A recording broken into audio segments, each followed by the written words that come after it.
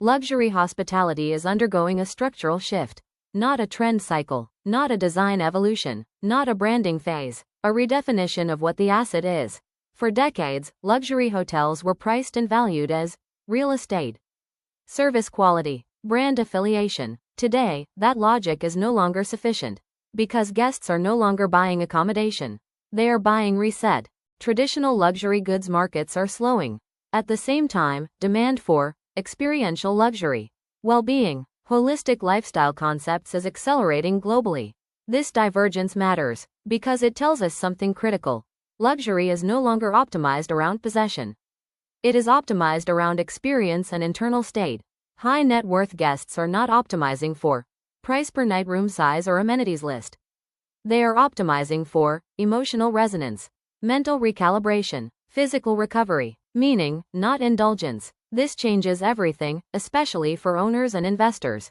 In traditional underwriting, experience is treated as a marketing layer, a service differentiator, a guest satisfaction metric. That is outdated. Experience now determines pricing resilience, loyalty durability, length of relevance, and ultimately exit multiples. When experience is weakly defined, pricing depends on storytelling, loyalty depends on individuals, and value erodes quietly after acquisition. When experience is structurally embedded, pricing becomes defensible, brand authority survives leadership change, and the asset compounds. This is where most luxury hotel investments misprice risk. Look at what leading luxury brands are doing. Four Seasons is no longer just a hotel operator.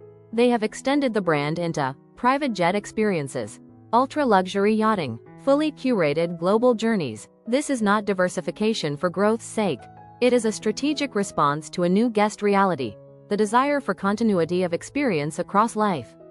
The Ritz-Carlton Yacht Collection follows the same logic, hotel-level service combined with movement, discovery, and intimacy. This signals something important for investors. Luxury value is migrating from static assets to ecosystems of experience. Hotels that remain room-centric will underperform over time. For iconic and heritage hotels, this shift is dangerous. Not because they lack history, but because history alone no longer carries authority. Many iconic hotels respond by adding wellness, adding design layers, adding collaborations, without asking the harder question: what emotional role does this hotel play in the guest's life today? When that answer is unclear, additions feel decorative, experience becomes fragmented, and iconicity quietly erodes. The hotel remains premium, but becomes replaceable. This is where my work sits. Strategic reflection for iconic hotels and acquisitions exists between brand operations and capital logic. It asks questions most processes avoid. What emotional authority does this asset truly own? Where has that authority diluted over time? Which experiences are structural, and which are performative? Can this emotional value survive ownership and leadership change? For acquisitions, this determines whether value can be inherited. For iconic hotels, this determines whether legacy remains alive or becomes a museum. This work does not optimize performance. It decides what must never be compromised. Luxury hotels that endure will not be the most beautiful. They will be the most emotionally precise.